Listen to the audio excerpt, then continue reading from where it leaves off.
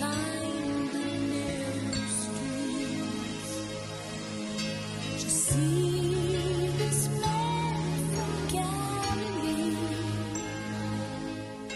just a carpenter's son, say, leading fools astray.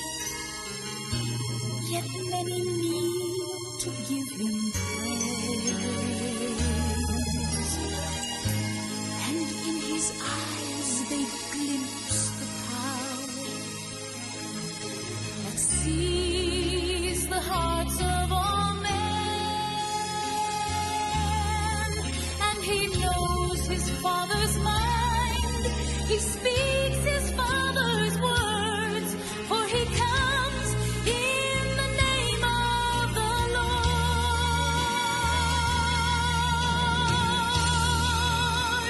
There is strength in the name of the Lord.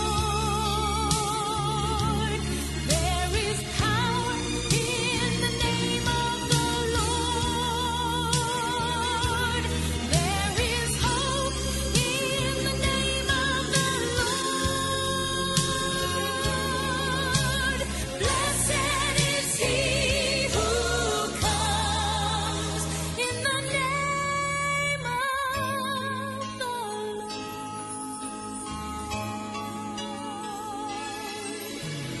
When my plans have fallen through, and when my strength is nearly gone, when there's nothing left to do but just depend on you and the power of your name.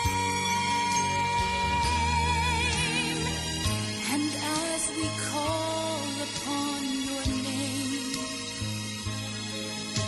your strength through weakness to show, we can know the Master's plan, extend the Master's hand when we come in the name of the Lord.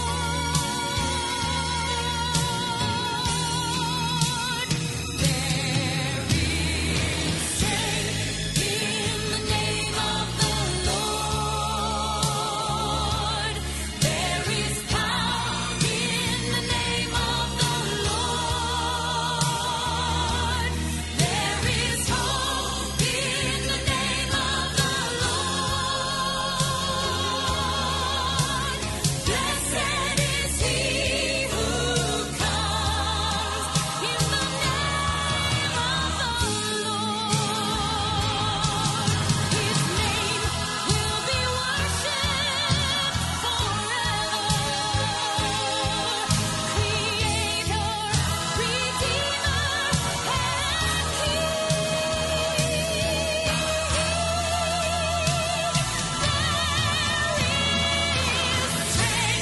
in the name of the Lord. There is power in the name of the Lord. And there is hope in the name of the Lord. Blessed is he who comes. Blessed is he who comes. Blessed is he who comes in the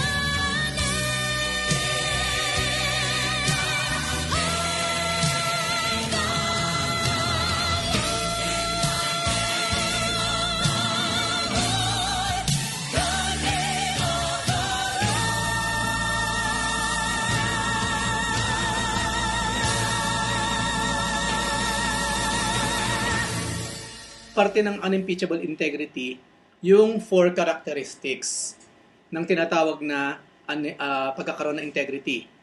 At last time na pag-usapan nga natin na yung 4 na yun, una, kailangan mayroong sinseridad.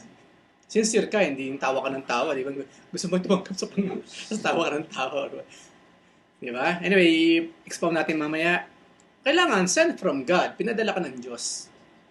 Hindi ko sino lang nagpadala sa iyo. Siguro nag-away naman kay asawa mo kaya ka nandito sa gawain. Oo nga, paano mo nalaman? Yung nagiging takbuhan lang ang simbahan pag nag-aaway ng asawa.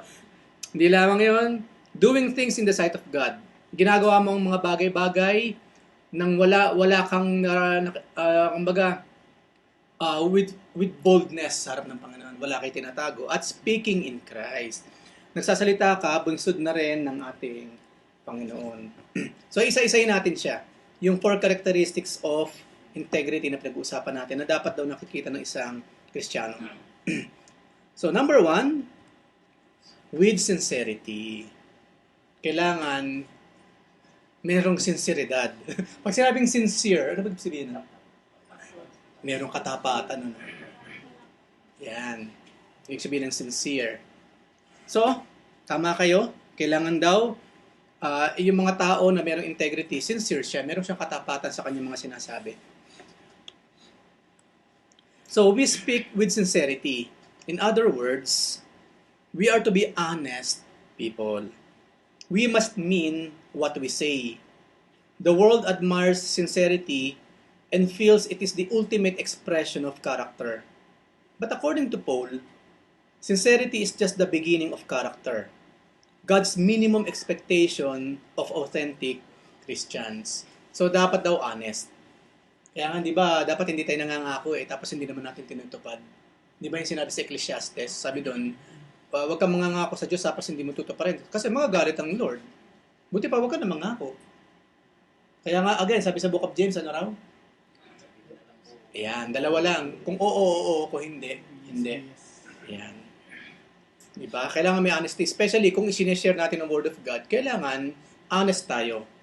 Maging honest tayo. Kasi halata naman ng mga tao kung hindi tayo nasasabi ng totoo eh. No, halata naman nila eh. Ibang araw, merong di ba, pag nagsisinungaling, nakama ng tenga na ganyan. Walang problema, sige akong bahala. Di ba, may mga expression yung iba eh. Anyway, ayaw ko lang kung totoo yun kasi merong nagsasabi, nakikita raw eh, sa kilos, kung sa tumitingin yung mata or what, kung nagsisinungaling o hindi. No? Mahal mo ba ako? Oo naman. Hindi mo na, di ba? I don't know kung accurate yun. Siguro majority nakikita. O sa iba, no? Kasi, kung nakikilita, nakakapagkakita ko. Nauutal. Part of nauutal. Hindi, kumbaga, hindi diretso yung sinasabi. Hindi ako kumain yan, ha? Di ba? Nagbo-burp pa eh. At naaamoy sa mouth, sa breath. Di ba? At una, kailangan daw honest. No? Para kakitaan daw tayo ng integrity, real Christian integrity, kailangan yung honesty. Kaya nga merong awit, di ba? Honesty. It's such a happy word. Yan. Everyone is so untrue. Oo nga naman. Isa yan sa napakahirap makita sa mundo ngayon eh, yung honesty. Di ba yung sa pagta-time in na nga lang, sa pagta-time out sa opisina eh, puro kawalan na ng honesty ka agad. Di ba? Daya ka agad eh, no? Pag nagtanong si boss, sabi mo, nasa banyo lang ako, ha? Samantalang sa banyo sa bahay. Nandun ka sa banyo sa bahay. Hindi banyo sa opisina. Marami na sa akin. Sa pag-aalibay na lang. Puro alibay na lang. Hindi ka naka-alibay. Busy kasi. Pero hindi. Busy sa pagtulog, di ba? Alibay. May sakit kasi ako eh. Sa Friday. In advance pa eh. Parang masamang pakiramdam ko. Wala yata ako sa Friday. Samantalang ilang araw pa Friday, alam na niya. Parang prophet ka yata, brother. O nakaplano yung pagkakasakit mo, ha? Di ba, saka yung nangako ka. Halimbawa, simple lang sa atin, di ba? Halimbawa, kung hindi ka man nangako, pero parte ka ng isang sitwasyon na kung saan meron kang responsibility, hindi mo ginawa. Nakakaya yung ganun, di ba? Halimbawa, okay, kunyari sa food groupings na lang, food groupings. You know, kung group 1 ka, alam mo doon ka, magdadala ka dapat ng pagkain. Diba? Tapos, wala lang, pagdating mo, kumakain ko, parang patay Malaysia lang na. Patay Malaysia. Hintay ko pang sabihin ka. Magdala ka ng Yung gano'n na lang, simple lang yun. Alam mo, meron kang dapat gawin, hindi mo ginawa. Tapos parang wala lang, parang walang epekto sa'yo. Or, no? One way or the other, kawalan din ng honesty yun. You're not being honest to yourself. Yung nga lang self-denial, kawalan na ng honesty yun. Yung mga alam mo, dapat nahihiya ka sa ginagawa mo, tapos hindi ka nahihiya. Kawalan ng ano yun, ng honesty sa sarili. Walang integrity doon na tinatawag. The very least we should expect from ourselves as Christians is that we thoroughly believe and practice what we say. Yun yung we must walk our talk. Hindi lamang tayo basta talkers, kundi walkers din tayo. Kumbaga, hindi tayo puro salita, kundi more than that, nakikita, di ba? Kaya mayroong kasabihan, actions are louder than word. No? Kaya nga minsan yung mga babae makukulit tanong ng tanong, mahal mo ba ako talaga? Maaaring, 3 na nga anak natin, tinatanong mo pa kung mahal kita dyan. yung mga ganun ba or what? Kaso hindi kasal. Oo, di ba? Kaso, maaaring kaya naman yung babae nagtatanong kasi puro ka lang magsalita kasi. Hindi naman nakikita sa gawa mo. Di ba? Nawala na yung sweetness, yung concern. Di ba? Mag-shota, inaalalayan mo pag-asawa, tinatadya ka na. Pag mag-short time pa lang, ano? Pag magkasintahan pa lang, talaga naman. Pag-girlfriend pa. Ayaw padapuan sa langaw, di ba?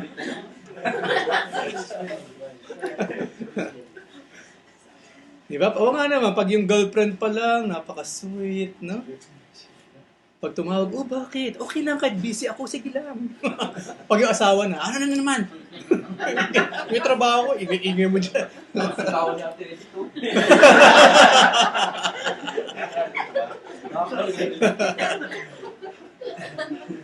Yung ba, pag kinukulit ka, pag mo, yes, mahal. Yung nakangiti ka talaga, di ba?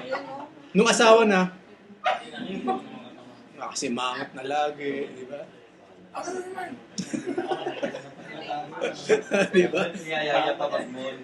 Pag yung babae na ligay, asawa na ligay.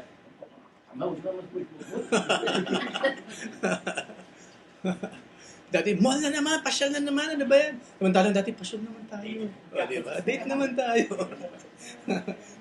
Ang mga babae kasi sensitive sa ganun eh. Yung mga lalaki kasi napaka-passive eh. Di ba? Napaka-passive. Yan ay isa sa katangian ng mga lalaki, which is useful naman siya sa leadership. Hindi lahat pinapatulan mo or what. Kumbaga, hindi lahat na istasyon tinitigilan mo. So, useful din yung pagiging passive natin. Kaya lang, pagbigyan sila syempre. Di ba? Kung nagkukulang naman talaga tayo sa mga kababaihan. Okay, so number 1, kung talagang gusto natin kakitaan tayo ng integrity or firmness, kailangan tayo ay merong sincerity or honest. Yan, napaka-honest. Honest to goodness. Okay, meron ba kayong gusto idagdag dyan? Is there any example na kung saan because of dishonesty, may mga nasirang relasyon or what? Ano yun kay Ariel?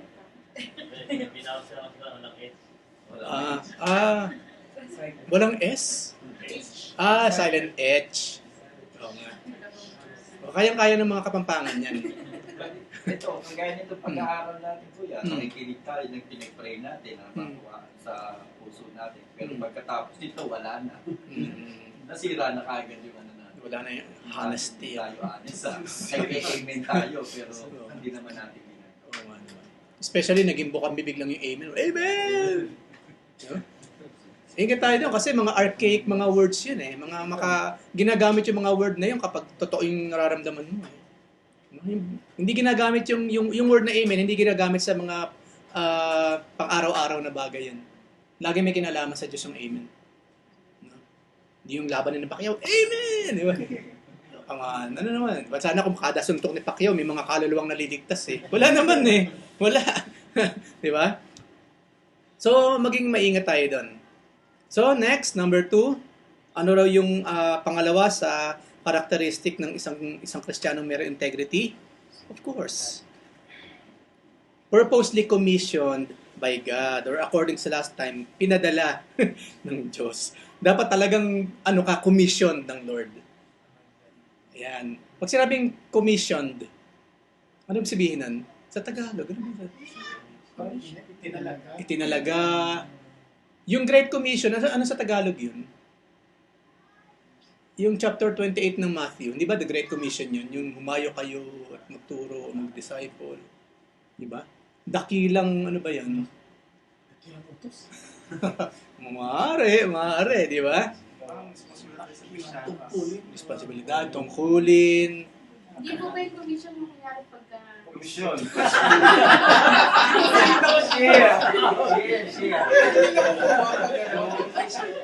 Yung mga walang integridad, commission talaga yun. Numumisyon ka agad, no? May sobre. Oh, may sobre ka agad, may buslo ka agad. Bago ipag-pray ng prayer of acceptance, gusto mo talagang tumanggap sa Panginoon. Opo, pastor. Buslo ka agad, okay? Pray! Pagtapos, ngayon ligtas ka na. Unang hakbang ng obedience, di ba? Buslo na naman. Dagdagan mo. Yun, commission yun. The Great Commission. No? Ito pag-usapan natin co-mission. Kumbaga, merong mission ng Lord. Gusto niya tayong makasama doon sa mission na yun. Parang cooperation. Co-operation. Merong operation ng Lord sa mundong ito. Kakasama tayo. Kasama tayo. Ganun din yung commission na tinatawag. Yung mission ng Lord, naging mission na rin natin. Yun yung commission na tinatawag. Di ba? And, upang magkaroon tayo ng integrity bilang Kristiyano, dapat talaga naman isinugo tayo ng Diyos. Kasi laganap sa mundong ito yung mga yung mga fake na mga Christians na talagang as in pera lang talagang habol nila. Na kapag tinignan yung mga members, nakikita dollar, no? Sugo ng bulsa. Oo, sugo ng bulsa, di ba? Yung iba naman, hindi lahat, I do not judge. O nga naman, kapag pinagpala mo yung mga members, yayaman. Siyempre, ang lalaki ng tithes noon, pag yumaman nga yan, di ba? So, meron ka agad, return of investment na tinatawag, ROI. Pero dito, iba yung pinag-uusapan natin. Example natin sinabi ni Paul, purposely commissioned by God. Paul says, we are sent from God or commissioned by God. Yan, pagsugo. Dakilang pagsugo. This speaks of our purpose. Yun ang purpose ng Lord sa atin as authentic Christians. Isinugo tayo ng Panginoon to share the gospel. We are not to be idle dreamers with no definite objective in view. Basahin muna natin. Katulad daw ng military officers, we have been commissioned. We have been given a definite task and specific assignments that constitute our purpose in life and ministry. Dito, kaya lagi, kung maalala ninyo, lagi natin binabanggit, there's no such thing as passive Christian. Walang passive. Ang ibig sabihin ng passive Christian, para madali natin maintindihan, sumikat ang araw, nakanganga kang ganyan.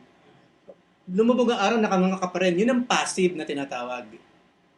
Di ba sa Pinoy folklore, parang si Juan Tamad, ayan lang yung prutas hindi pa niya pisasin. Hinihintay pa niya bumagsak sa bibig niya. Di ba yun yung kwento ni Juan Tamad? Yun napaka-passive.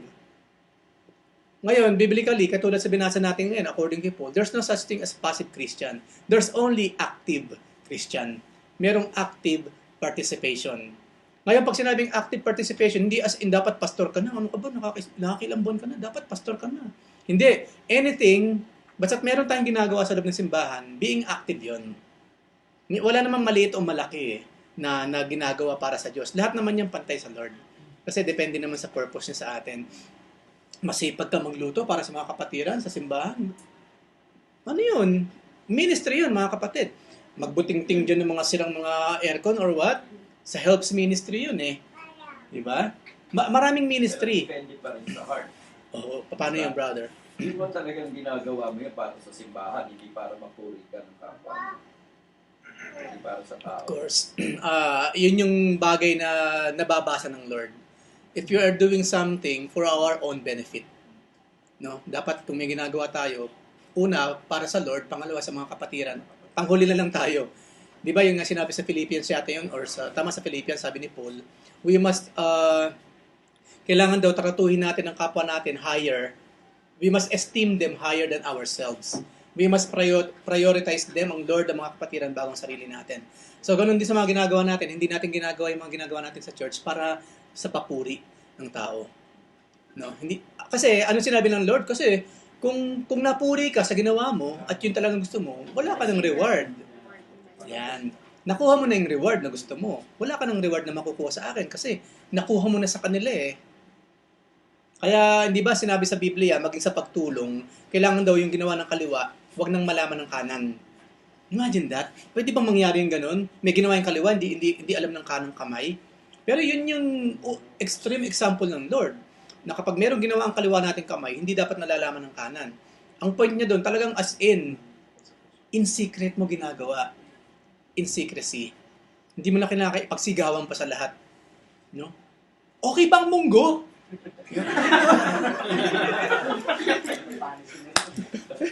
Panos tuloy ng Friday. Kulang pa nga sa hila. Ayan. Yung pag ganun mo na sandok, sugpo ang lumalabas, isang buo, di ba? Kulang pa nga eh. Ayan. Minsan ano ba tawag doon? Yung patutsada kasi, parang negative yung patutsada eh. No? Pero yung pahaging ba ng kayabangan, di ba? Ano yun eh, off yun kung tutuusin eh. Pero kung minsan kuya may mga ano naman na nasasabi lang niya pero wala naman sa loob niya. At I believe, naintindihan natin yung ganun. Halata naman kasi kung nagmamayabang na eh. Di ba? Halata. Ulit na lang. Nasa Bible study na kayo. Halimbawa mga kapatid, yung munggong nilukot ako ng Friday. Yung parang, 2 buwan na. Pati sa example, munggo pa rin ang example niya. Diba? May pinuntahan kayo, ano yung naamoy ko? Parang munggo yata. Pati naamoy, munggo na rin, di ba? Di ba? Parang mas mabango ang munggo ko dun. Diba? Ayan. Halata naman kasi. Puro munggo na lang. Wala ba yung, ano naman? Diba? Something else. Kung meron kang pananampalat na singlit ng mundo. Pati yung butil, naging butil ng munggo na rin. Diba? Pag lumaki ito, Yan. Ate Edith, meron akong gusto sabihin? Hindi ka naman. Ay, ikaw pinagluto ng munggo ng Friday. Hindi naman. Okay.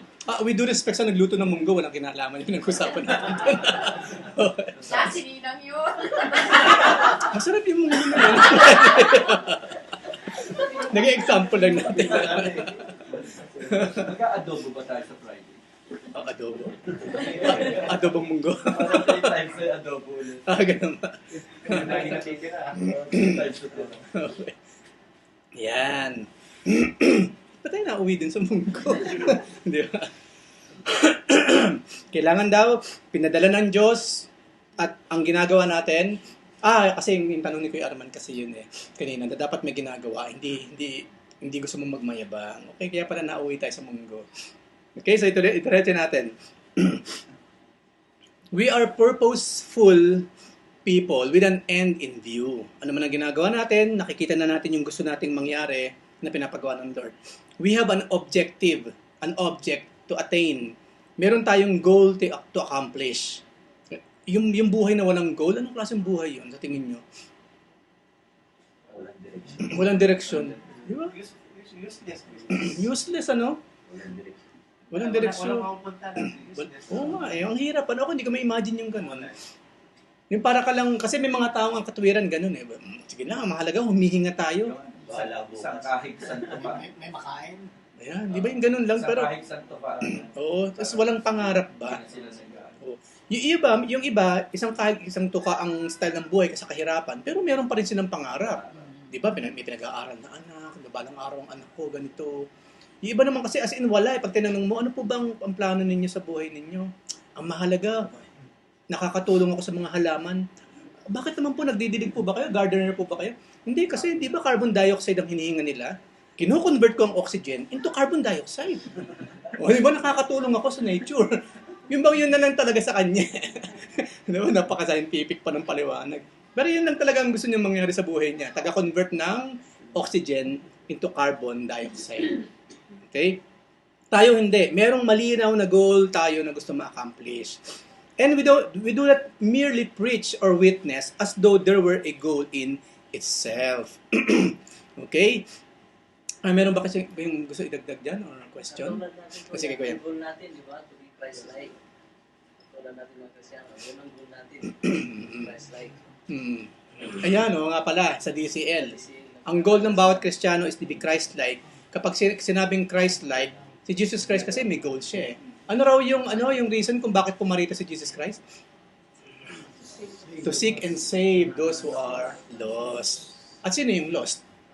Tayo, di ba? We were lost.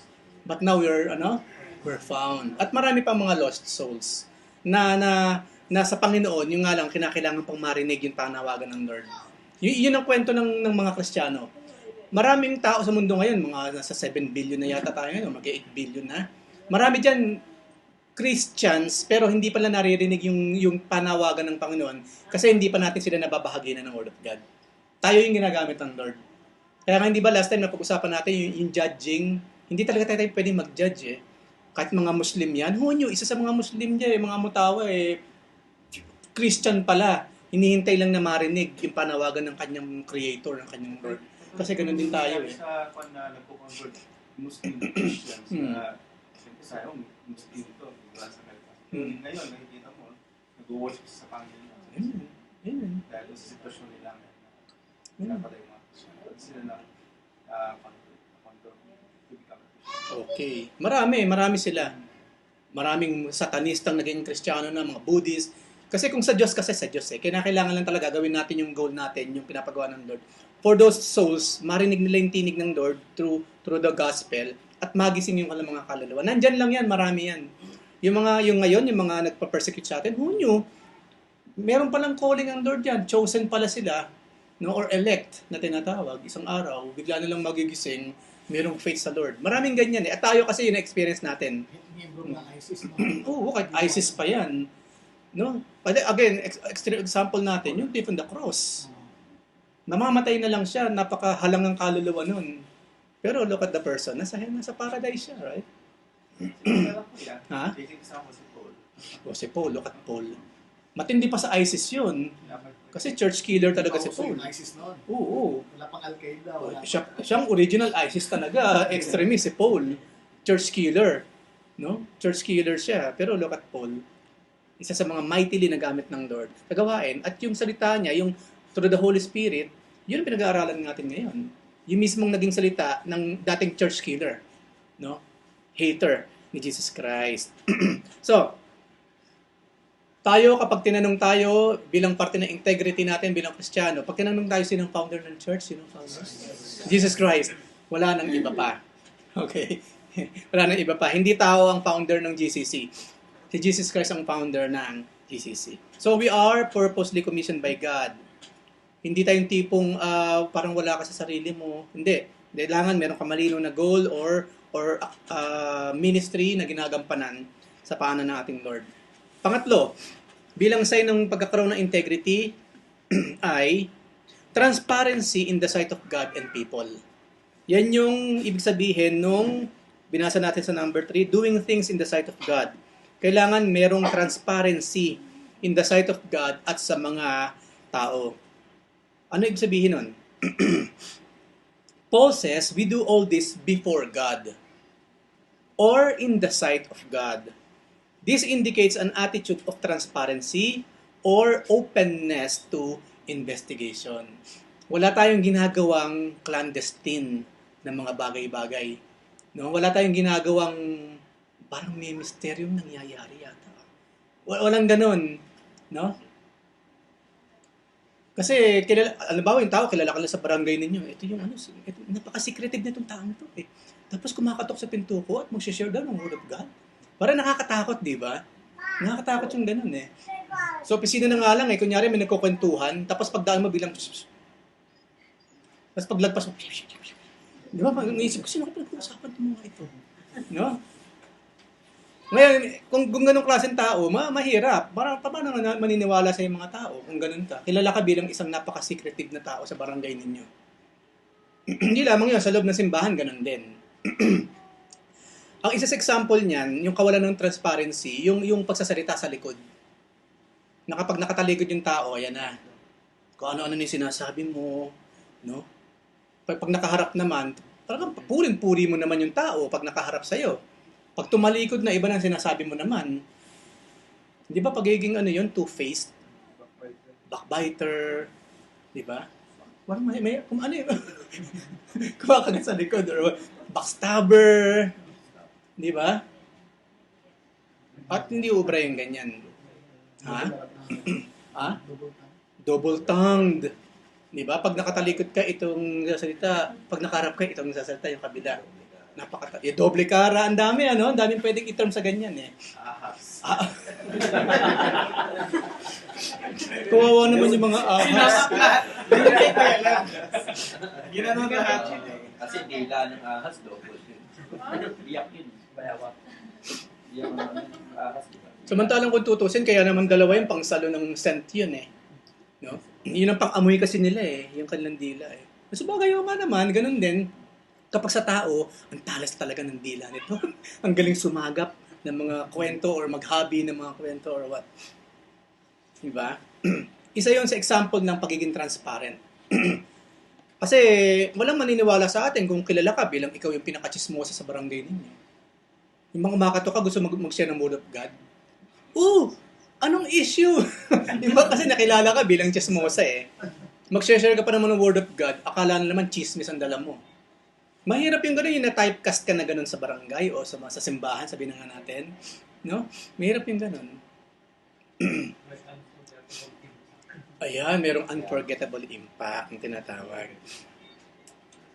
Minsan ba may mga kapatirang hindi mag-aangsak lang matanggap yung gano'n na merong kapatiran na iba ang sinasabi pag nakatalikod sila sa pag nakaharap. Pero iba naman kaya. Nga pala, balita ko nga pala pag nakatalikod ako, ibang sinasabi mo Tapos pag nakaharap ako, iba rin. Ano nga pa ang issue?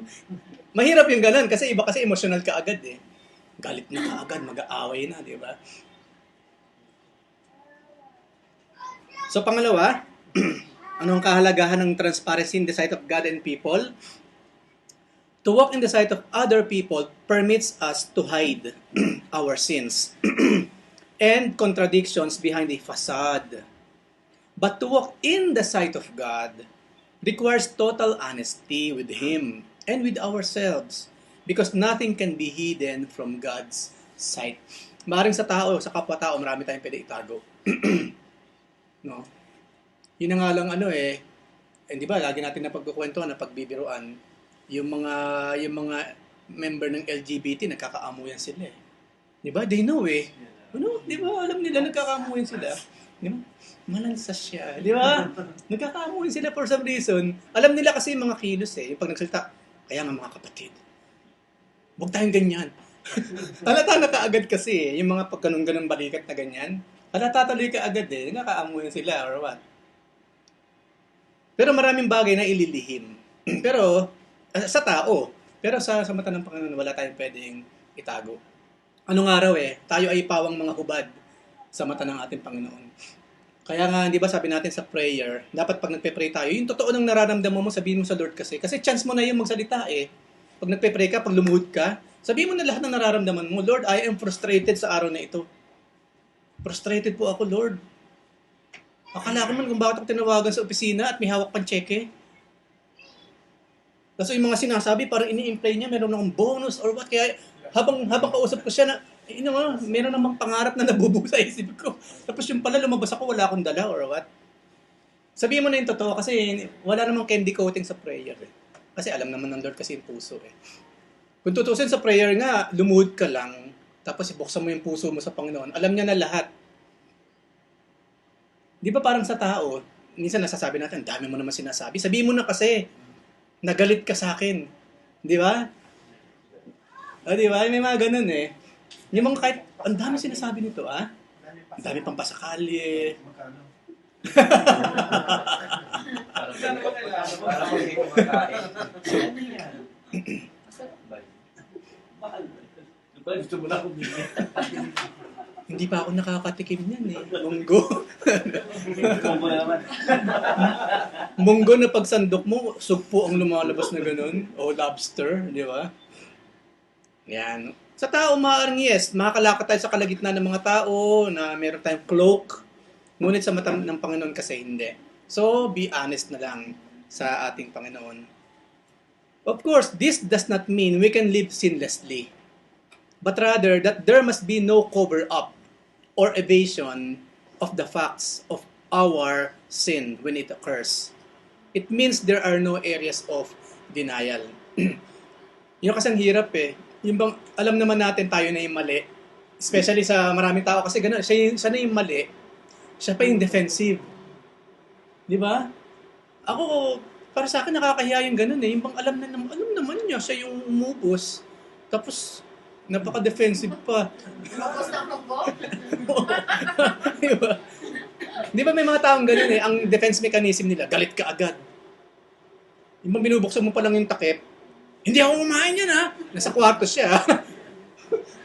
Yung depende, ano ka, galit ka agad. Hindi ko ginagalaw.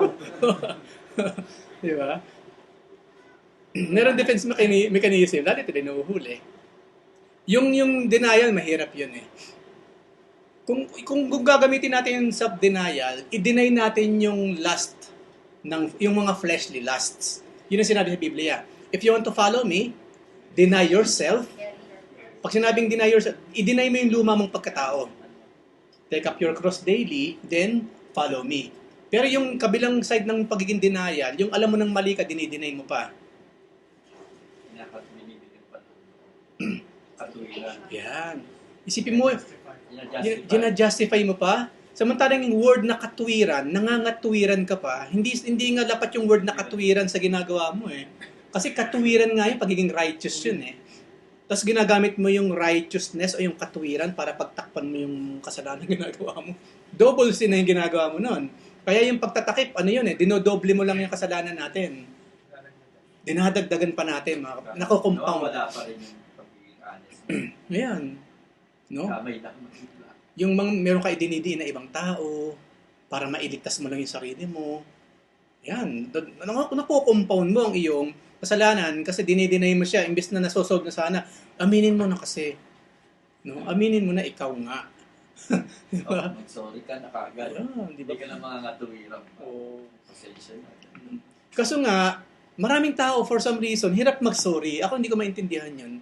Ako kasi it's easy for me to say sorry. It's easy for me. Siyempre sincere naman yun. Hindi ko mo easy, hindi sincere. Easy for me, pero merong sincerity. Kung mali ako, mali ako. Kung nakasakit ako, sorry. No denial about that. Tingin ko parang pride. Mga pride and Pride ng tao. Mm. Hindi siya makapag-sorry kahit na alam niya kasalanan niya. Makakatuwiran na lang siya. Oo. Mali pa rin. Hindi makapagsabi ng sorry. Even yung feeling of being sorry sa nangyari because of him, hindi pa niya magawa. Parang weird, ano? Weird yung ganun eh. Parang cold. Hindi mo rin tumanggap ng mali. Oo, yung mga ganyan. Pagkakamali niya, tumanggap. Example, yung mga irresponsableng mga magulang. Dahil sa napaka-irresponsable niya, yung mga bata hindi makapag-aral. Tapos kung anuhin pa niya yung mga bata, no? Yan kasi napaka-mangmang mo. No? Hanggang dyan ka na lang bata ka. Wala naman siyang ginagawa para mapag-aral yung bata. Yan, mga matitindi ang kasalanan sa Diyos niya mga guys, especially mga parents na irresponsable. Because God is a parent at siya yung perfect example. Hindi natin kinakailangan maging perfect para maging responsableng magulang. And yet maraming mga magulang ganun. Yun na lang laging wala sa bahay yung tatay, laging nasa inuman. Pag uwi ng bahay, naninigarilyo, ng mamirawana, or what, sa harap ng mga anak. No? Ano yan? Doble-doble ang kasalanan yan.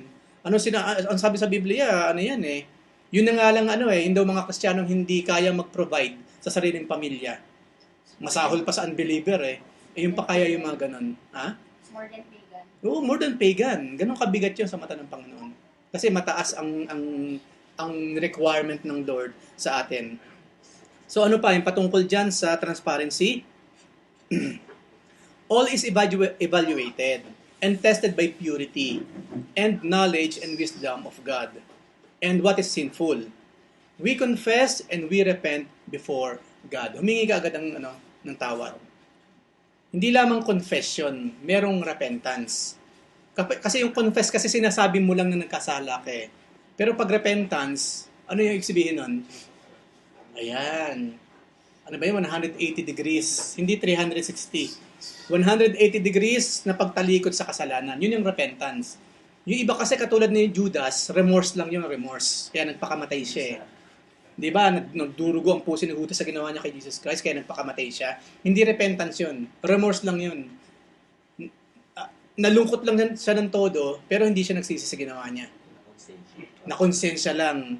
No, hindi talaga siya na-convict. Anyway, wala naman talaga espiritu na nag-convict kay Judas. So, repent. Confess and repent. A man who walks in the sight of God is more interested in his inner reality than his outer reputation. Kasi may mga tao naman kasi, wala naman talagang ginagawang masama yung tao, iba naman ang tingin sa kanya. Babait-baitan na naman to. Di ba? Ganun kagulo ang mundo eh. Yung ba, kunyari, aminin natin, nagkasala kunyari ako. Tapos talaga namang inipilit ko na magbago. Kasi may mga tao naman, wala nang pagpapatawad naman. Kaya ano mang gawin mong kabutihan para sa Lord, para sa Kanya, sa tao, iba na ang tingin sa'yo. Paring luman. Yung luma pa rin. Isa yan sa sa failure ng tao talaga eh. Yung kawalan ng pagpapatawad. Diretsa, sinabi ng Panginoon, kung hindi ka marunong magpatawad ng kapwa mo, wala ka rin kapatawaran makukuha sa akin.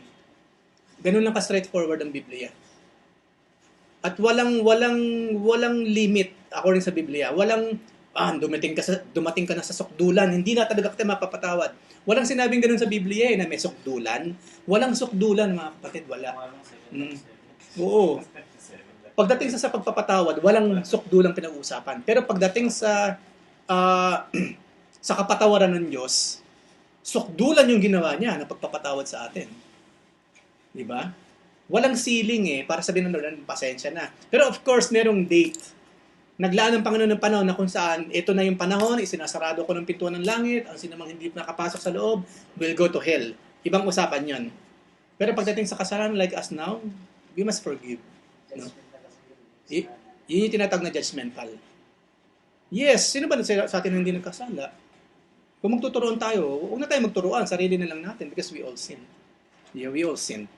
So, kailangan interested siya sa kanyang inner reality than his outer reputation. He can be completely trusted. You can even believe his golf score and the size of the ilagay ko lang dyan. Pero mahaba sana yan Meron siya example dyan. Pero ang point natin dyan, kailangan kung ito na yung tunay mo, regardless ng sinasabi naman ng tao, then ituloy mo lang yung dapat mong gawin bilang pagpapakita, no, ng kabutihan, ng pagiging totoo sa harap ng ating Panginoon. Kasi ganun kagulo yung mundong ating ginagalawan. If you can teach your young people to live in the sight of God, you will even be able to trust them in the backseat of a car. Mga examples na pang-araw-araw na buhay. So next, meron ba kayong gusto idagdag doon? Transparency. Yun na yung sige, sinabi ko a man who walks in the sight of God is more interested in his inner reality than his outer reputation. Okay. Yung mas siya dun sa puso niya, sa desire niya, sa nilalaman, everything na meron siya sa pangloob niya. Which is yun naman kasi ang binago ng Lord. Character niya, lahat. Character. Katulad ng mga nakakilala sa pulungan. Oh, Yung outer reputation na sila Hindi na magbabago. Yung mga tattoo, yung mga Pero kung ikaw talaga nakakilala sa Panginoon, yung inner reality na tumanggap ka sa mababa, araw-araw binabago ka ng Panginoon. talagang mahalaga as yung particular na tao. Oo nga. So regardless kung gano'n na naging tingin sa inyo ng mundo, mahalaga alam mo kung sino ka na ngayon sa mata ng Panginoon. No, dumarating din yung point na ganyan. At perfect yung mga naging example niya patungkol sa mga prisoners. At panghuli, pang-apat yan supposedly. Number 4, kailangan daw ang isa sa sign ng integrity na nagmula sa Panginoon ay yung speaking in Christ. Ano yung sabihin ng speaking in Christ? It simply means authority. Nagsasalita tayo sa authority na binigay ng ating Panginoon. Hindi sa authority ng tao. Kaya nga last time na pag-aralan natin, in everything that we do, kailangan si Jesus Christ ang siyang naitatanghal. Hindi tao. Kasi hindi ba dumadating ngayon sa punto na ang mga Kristiyano ngayon nagiging fanatics na Yung pastor lagi ang ang kino-quote. Ay, oo nga, yan ang sinabi ni pastor No? Oh, may nangingisay dito, inaalihan yata ng tiyanak ko. Sabi ni pastor, ganito gawin natin. Yung bang laging pastor. Muntala ang ginagawa ni Jesus Christ. Siya ang source ng lahat. Ano ginagawa ng Biblia? Biblia ang source ng lahat ng nalalaman natin. Then why quote the person each and every time? Advertising na ang tawag doon. Ina-advertise mo yung tao, yung pastor, yung church. Kaya nga hindi tayo naniniwala sa true church mentality? Kaya nga sabi natin last time, hindi lang GCC ang tunay na church. Ang daming tunay na church around the world, hindi lamang tayo.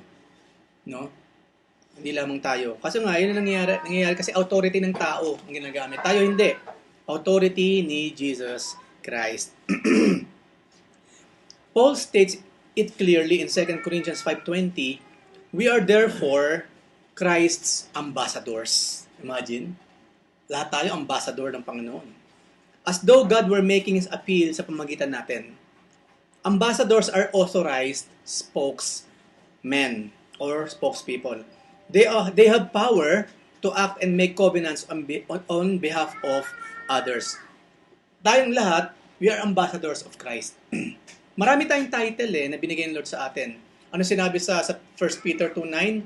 We are chosen generation, a royal priesthood, a holy nation, God's own peculiar people. We are the church.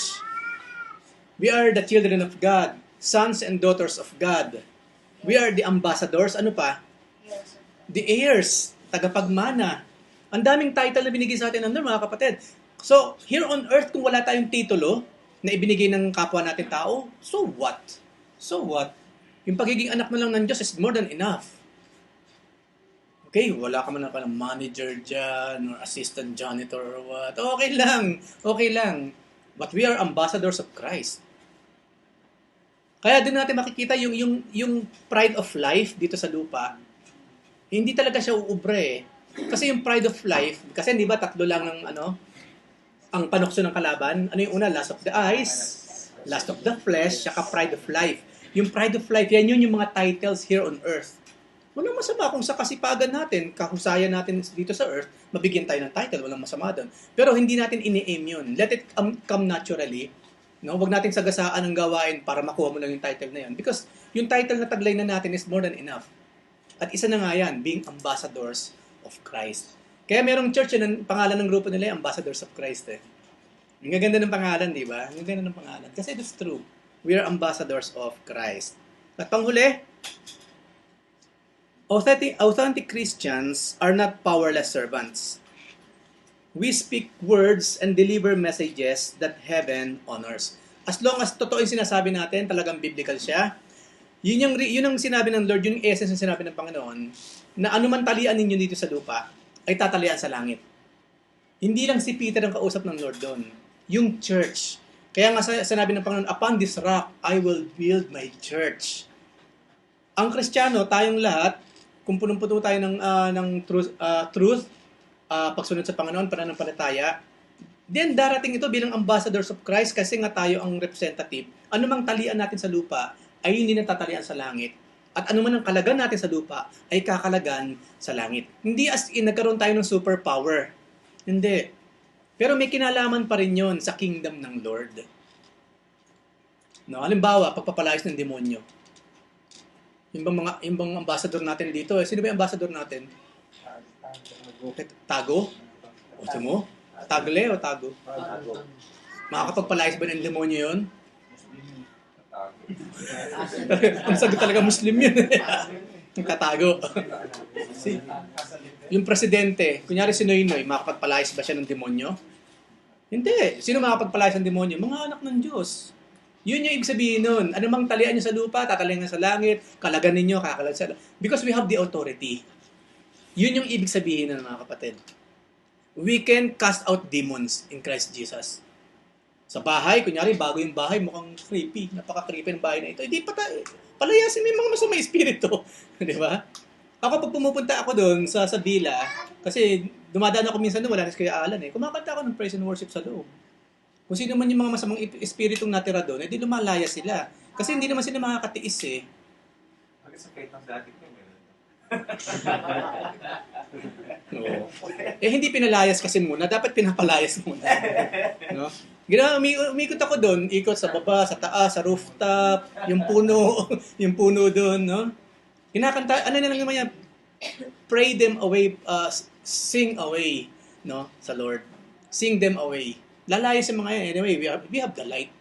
We are the light of the world. At hindi makakatiis sa ilaw ang mga yan. No? So, there's no fear. No? Kaya nga ako gusto nang tumira dun eh. Di ba?